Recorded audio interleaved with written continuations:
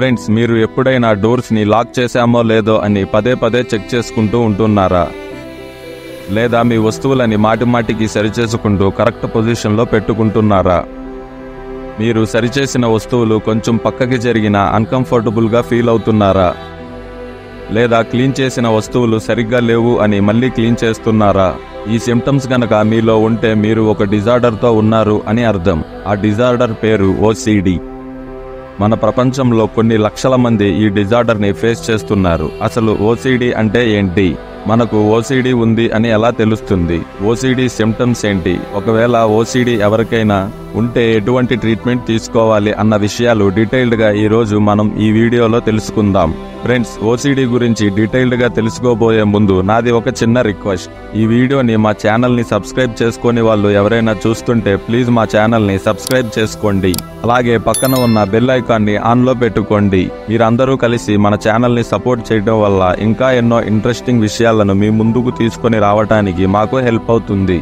ఇంకా లేట్ చేయకుండా టాపిక్ లోకి వెళ్ళిపోదాం. Hi friends, welcome back to our channel HM mysteries. Friends, OCD అంటే అబ్సెసివ్ కంపల్సివ్ డిజార్డర్. ఇది ఒక యాంగ్జైటీకి సంబంధించిన మెంటల్ డిజార్డర్. ఈ డిజార్డర్తో బాధపడే వ్యక్తులు చేసిన పనినే చేస్తూ ఉంటారు, ఎక్కువగా ఆలోచిస్తూ ఉంటారు. ఒకవేళ వాళ్ళు చెయ్యాలి అనుకున్న పని చెయ్యకపోతే చాలా డిస్టర్బ్గా, అన్కంఫర్టబుల్గా ఉంటారు. ఎవరికైనా ఓసిడి ఉందో లేదో 2 సిమ్టమ్స్తో గమనించవచ్చు. ఫస్ట్ది అబ్సెషన్స్, సెకండ్ది కంపల్షన్స్. వీటి గురించి కొంచెం డీటెయిల్డ్గా తెలుసుకుందాం. మొదటిగా అబ్సెషన్స్. అబ్సెషన్ అంటే తప్పించుకోలేని ఆలోచనలు. ఒక మనిషి ఏ విషయం గురించి అయినా పదే పదే ఆలోచిస్తూ ఉండటం, వాళ్ళు చెయ్యాలి అనుకున్న పని మైండ్లో రిపీట్ అవుతూ ఉంటుంది. ఆ మనిషి తన మైండ్ని కంట్రోల్ చేయలేడు. ఈ అబ్సెషన్ ఉన్న వారి బిహేవియర్ ఎలా ఉంటుందో కొన్ని ఎగ్జాంపుల్స్ తెలుసుకుందాం. అతిశుభ్రత, ఓవర్ క్లీనింగ్. వీళ్ళు బ్యాక్టీరియా, వైరస్ గురించి ఎక్కువగా భయపడటం, డౌటింగ్ అండ్ అన్సర్టనిటీ. ఏ పనైనా చేసిన తరువాత అది పూర్తయిందో లేదో అన్న డౌట్ ఎక్కువగా ఉంటుంది. Next, interest in numbers and balance. ఏదైనా కరెక్ట్గా, ఈక్వల్గా ఉండాలి అని ఆలోచిస్తూ ఉంటారు. నెక్స్ట్, సడన్ గా వైలెంట్ థాట్స్ వస్తూ ఉంటాయి. నెక్స్ట్, ఏదైనా చిన్న తప్పు జరిగితే ఎవరైనా తిడతారేమో అని ఆలోచిస్తూ ఉంటారు. ఇవి అబ్సెషన్స్ ఒక సిమ్టమ్. నెక్స్ట్, రెండోది కంపల్షన్స్. కంపల్షన్స్ అంటే తప్పించుకోలేని ప్రవర్తన.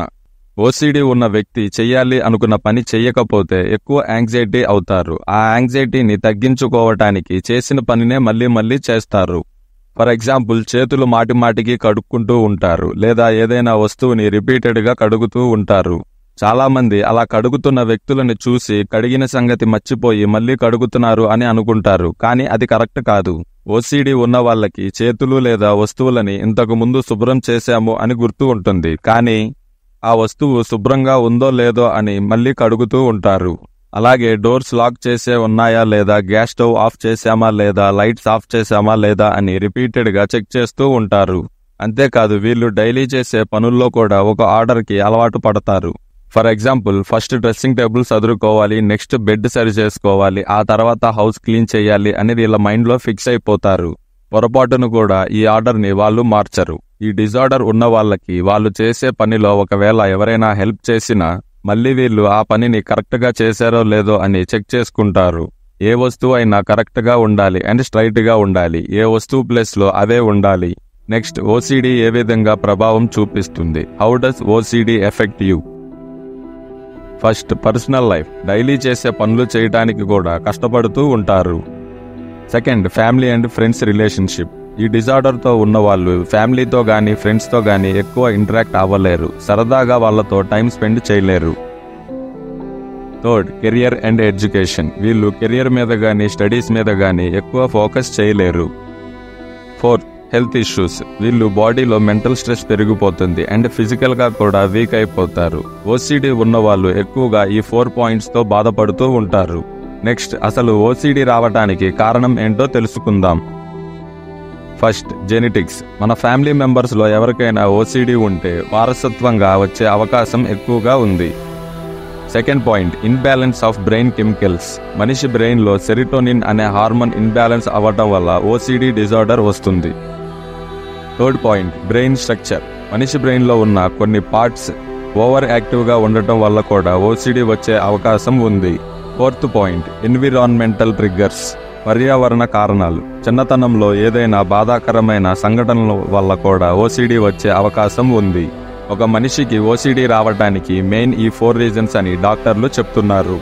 ఓసిడి ఉన్న వారందరికీ సేమ్ సిమ్టమ్స్ ఉండవు. ఓసిడిలో మొత్తం 5 డిఫరెంట్ టైప్స్ ఆఫ్ సిమ్టమ్స్ ఉంటాయి. అవి pollution OCD, checking OCD, balance OCD, harm OCD and store OCD. ఈ ఓసిడిల గురించి తెలుసుకుందాం.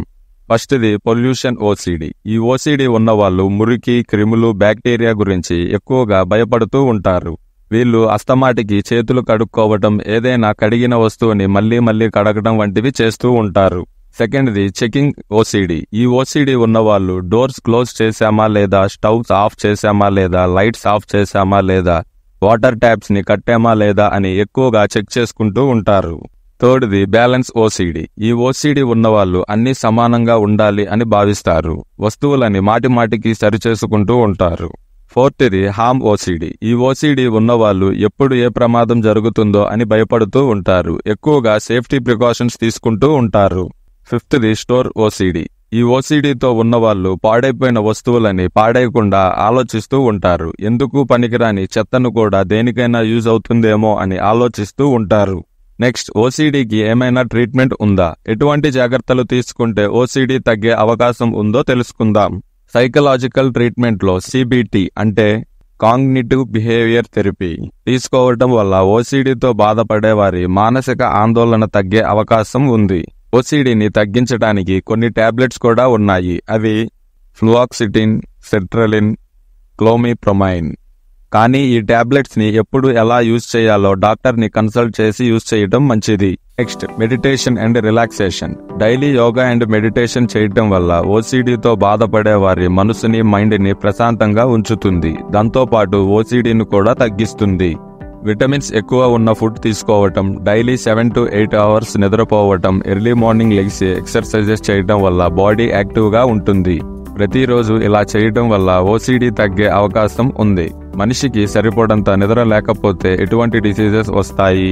ఏం చేస్తే త్వరగా నిద్ర వస్తుంది? మనం పడుకునేటప్పుడు ఎటువంటి పోస్టర్లో పడుకోవాలి అన్న విషయాలు మీరు తెలుసుకోవాలి అంటే పైన కనిపిస్తున్న ఐ బటన్ ని క్లిక్ చేయండి. మీకు థంబ్నెయిల్ చూపిస్తా అండ్ ఆ వీడియో లింక్ డిస్క్రిప్షన్ లో పెడతాను.